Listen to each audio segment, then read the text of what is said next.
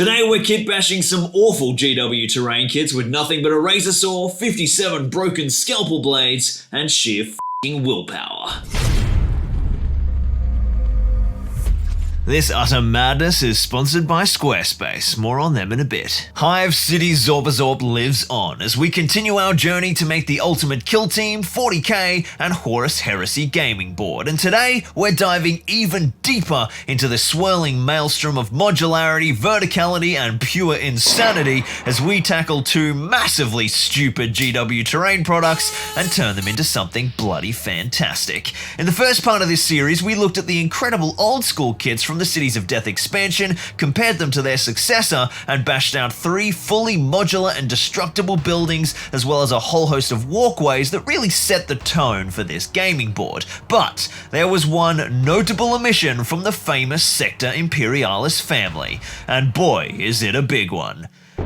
Introducing the Sector Imperialis Realm of Battle, also known as the dumbest thing GW has ever made. Now some of you may be surprised to hear that opinion. These tiles are seen in Games Workshops all over the world and have seen hours of gameplay, but I have always hated this thing. It's not because you can't roll dice on it, just get a bloody dice tray. It's not because it's expensive, which my goodness it is. It's because it lies. This gaming board is a 6x4 6-tile pile of filth that purports to be the ultimate modular base for your grimdark wargaming, and it couldn't be any further from the truth. Firstly, with only 2 tile variations, that number of layouts is actually surprisingly limited, but the true fuel for my burning hatred is that beyond the box art layout, none of these tiles tessellate. Not a single inch of board edge except for the roads lines up and makes sense. It looks amazing from a meter away, but as soon as you get close, it is completely immersion breaking. So let's do away with this absolute garbage 2x2 tile layout and totally redefine how these boards can be used. If you're enjoying the madness here at Zorpazorp, hit that little subscribe button and then strap in. It's time for Mr. Razor Saw to teach GW a lesson in modularity. I decided to make my first cuts along the roadways, leaving the section of walkway detailing next to the curb. This was a relatively clean line and would mean that the road pieces were 8 inches wide, and after we cut those down, one stretch of straight road would become an 8-inch square. Perfection. The cutting process itself was absolutely excruciating. First, I tried using my Dremel, but I was losing a lot of surface detail, so I instead scored a gouge with a really sharp scalpel blade and then gently widened that with my razor saw using the finest tooth blade that I had. The razor saw was an absolute workhorse this entire build, carving through meters and meters of plastic without a hitch, whereas the scalpel blades would lose their tip and then their edge very quickly. I soon realized that I could dramatically speed up the process by dremeling a huge gouge from the back to clear away material, and then with a deep enough precise cut on top, I could score and snap the rest of the way. I sacrificed 2 T-junctions by carefully separating one bend and affixing it to the other to make a crossroads, which will dramatically increase the flexibility of our street layout, and then started cutting up all of our offcuts, trying where possible to make 8x8 tiles. I cleaned up all of the edges with sandpaper, file, and scalpel, and then it was time to fill in the gaps of our roads with some multi-purpose filler. This is a simple sandable compound that isn't particularly durable, but will fill in the cut gaps quite nicely and be strong enough once the pieces are based on MDF. After a quick prime, the edges of the road pieces look absolutely seamless, and now it's time to start planning our layout. I mocked up a shape using some masking tape on my table and then placed a single crossroad tile in the center. I then placed 5 Space Marines around the 5 corners of the summoning mark, opting for word bearers so that all of my summon tiles would be incredibly devoted to the Book of Zorp. Now obviously we are going to need a lot of crossroad tiles, but the Dark Scenic Gods can't make something out of nothing. They require a blood sacrifice. So I grabbed my ritual summoning knife and sliced deep into the packet of my new Zorpazorp gaming dice, now available from Zorpazorp.com. Available in blood red and colors of my logo grey. Not only will these dice reveal pips between 1 and 6, they also make for incredible invocation aids. So I grabbed my flamer and made an offering. And whoa, would you look at that, a whole host of tiles just appeared, and it was definitely not because I spent nearly 4 days cutting up the rest of my 2 gaming boards.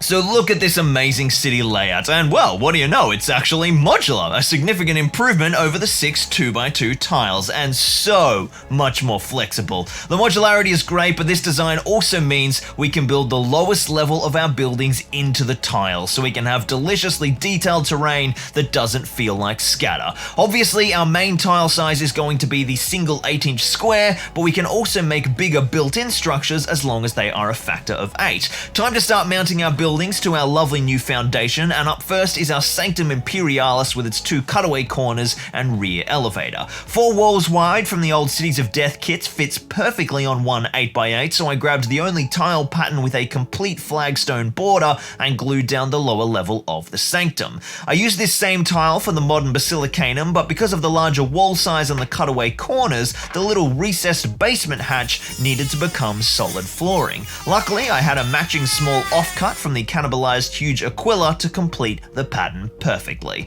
Now, the third building that we built in the last video, the original Basilica Administratum, is bordering on stupidly massive at over 8 stories tall and a lower footprint that spills well over a single tile. So I'm going to mount this bad boy on our first full-size city block, combining 4 tiles into a 16x16 square.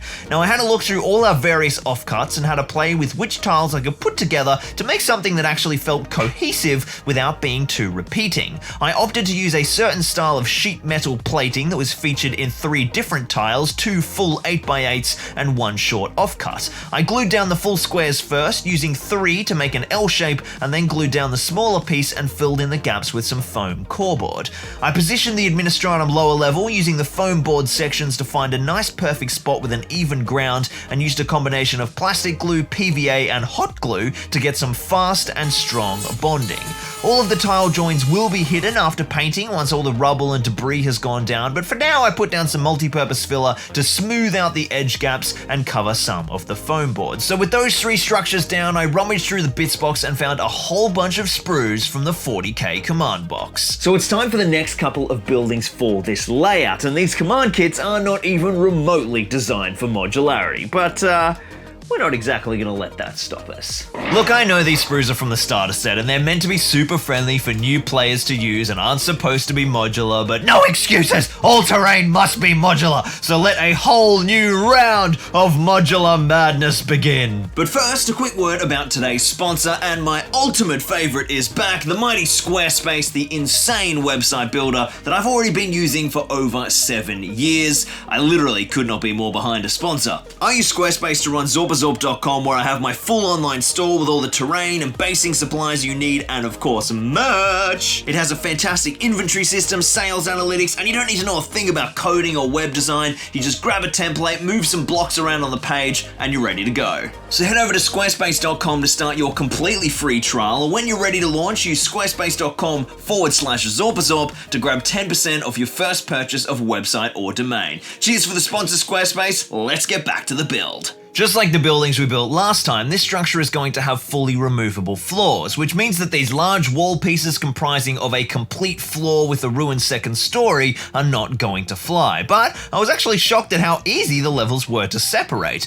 I lined up the razor saw blade with the floor line and got clean, straight cuts every single time. Man, I love this thing. I laid out my newly cut down pieces and started playing around with layouts, and knew straight away that we would be employing some big brain moves by flipping a whole bunch of ruined pieces upside down to create more complete walls. In fact, because we just sliced off all of those ruined toppers, our complete to ruined wall ratio is way out of whack, so we are going to have to get very creative. I did a rough mock-up of what I thought would be a good layout for 3 levels, mapping out the allocation of wall pieces and those juicy floor tiles, and then started on the first level in earnest. The big benefit of this 4th building is that we of course have our actual ground system now, so I was able to build straight into the first level of one of our tiles, again opting for the basement hatch. I once again hacked away all the doorways for the ease of playability, but that was an absolute mission with this bunker-style industrial door, digging the scalpel in deep, widening cracks with the razor saw,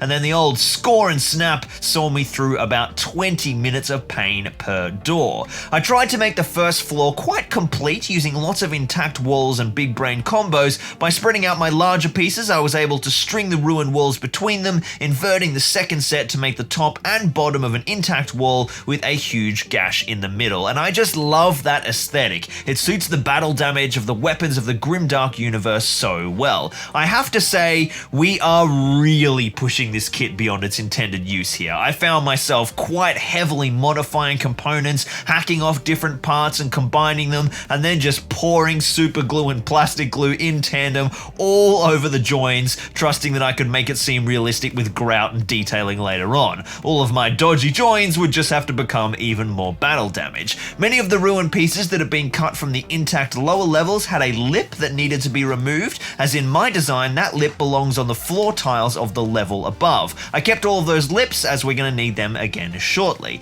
So, the first level is done and it's everything I want. Super complete and solid, so it's ready for another big level on top, but it's absolutely trashed and it used up a bunch of small ruined pieces.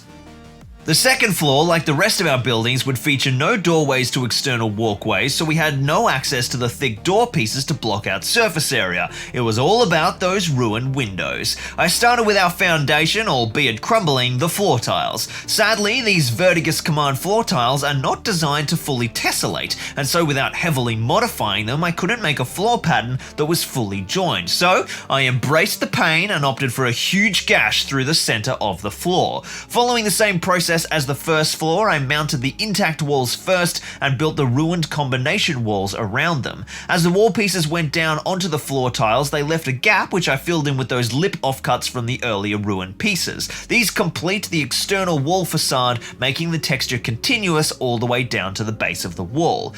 As always, these structures were assembled with a combination of glues using cyanoacrylate superglue for a fast grab bond, sometimes with an accelerator, plastic glue for a long-term weld, and occasionally a binder like Tarzan's grip to create an impact-resistant filling bond. A whole bunch more clever hacking, slicing, combining, burying joins in ridiculous amounts of glue, and we've got another fabulous level to the building. But as always, it's level 3 where things get really spicy, and it is all about the doors. These are the key to this building interfacing with the vertical gameplay across the rest of the city, and as these Vertigus sets are closer in height to the old Cities of Death kits, level 3 becomes our gangway access point. Like we did in the first 3 buildings, I've opted to keep the doors central and on different axes. That works well for most layouts in terms of modularity. Now, even though this is actually the last serious level we'll work on today for this structure, this whole building is just a foundation for something absolutely wild coming next week. To give you a hint, as I'm writing this on Thursday night, I'm staring at a shiny new box that just arrived and is screaming to go under the knife. But that means that this level needs to be reasonably complete as well, so buckle up for another round of ruined wall inversion. The floor plan here is even more disparate, so I worked on a separate wall-floor combos first, joining them up with some tenuous ruined connections, and then strengthening the bond by uniting the ruined floor tiles with the door piece, as if it had been blasted inwards and then used as a bridge by the defenders. I made a quick and dirty 4th floor to sit on the top for this week's video, and then set about magnetizing the levels together. These pieces are completely flat planes with no lock-in grooves, so the magnets are key to make sure it stays together. A little bit of pin vise action and then some 1mm magnets, boom, in they go, and everything clips together nicely. To clean up some of the crazier joins, I used some Vallejo plastic putty and filled in the deepest cracks, and then threw in some grout to turn that smooth Vallejo textured finish to a grainy, rusty, busted up join. I threw a couple of ladders in for all you impatient commenters who can't wait for the dedicated video covering verticality coming in a few weeks, and then for now, the 4th city building is done. But now it's time to join him to his brothers and sisters, and that means gangways. I threw down my buildings and tiles and decided on a cool setup that would act as my case study for developing the final gangway system. As we discussed in the last video, I have deliberately kept the gangways operating at specific heights to make it easy to link buildings in a modular layout. But now that these buildings are down on our gaming tiles, we can see that the new and old styles of the ruins don't tessellate perfectly. 4 old tiles are the same width as 3 new tiles, so the doors aren't directly opposite. Luckily, this offset was repeatable, so I made some new walkways that had a subtle shift in width by cutting up some tiles to make a larger meeting point in the center of the walkway, as well as a decrease in height by stepping down the tiles, and I actually love how they look. Plus, they've got more floor plan for gameplay too, so that was a win. We had a similar problem with our large courtyard where I wanted to have 3 walkways meet, so I built a custom platform around our central pillar from last time, and then 1 new walkway that drops down from my manufactorum to meet our existing walkways. I made up a couple of extra pillars and used the last of my previous walkways to have a few gangways heading off the board edge, which gives the city a feeling of being connected to a larger landscape, not to mention above ground deployment zone, the true protection against the floor is lava. Just like the last time, I gave everything a quick prime in dark grey and then a zenithal prime in light grey just to tidy it up a bit for the time being, and then it was time to throw her into the studio and make many pew pew sounds. It is so satisfying to see the city coming together with the ground surface, and we are really starting to capture the claustrophobic crisscross of gantries that we see in so much of our reference artwork. This is the board that me and my best mate Jacko have been dreaming of for years. The modular components are working incredibly well, which we'll be focusing even more on in a future video, but next week we'll be upgrading our manufactorum structure into something truly special. I've got a whole bunch more videos coming in this series, and don't fret, that working elevator is in the works, so make sure you guys subscribe to watch all the madness unfold, especially if you're fans of Kill Team and the Horus Heresy, where I have some huge plans. Kill Team very soon indeed, actually. If you want to support my stupidly massive dream, please consider becoming a Patreon. A stupidly massive shout out to all these amazing people who make this work possible. You guys are the absolute best. And just before I go, I wanted to give a quick shout out to 2 of my good mates who are currently running Kickstarters. The first is by Mikey, who is releasing an amazing terrain making book, which will actually feature an article written by me. If you're into foam terrain, it's an absolute must, and the campaign ends this weekend, so get on it. And the second is my boy Danny from 3D Printed Tabletop, who is smashing it with his 3rd installment of the Lost Adventures. So if you're into 3D printing, fantasy, D&D stuff, you do not want to miss this. Links in the description for both Kickstarters and the Zorpazorp dice. Get that merch, boys and girls, and I will see you in the next one. Thank you so much for joining me.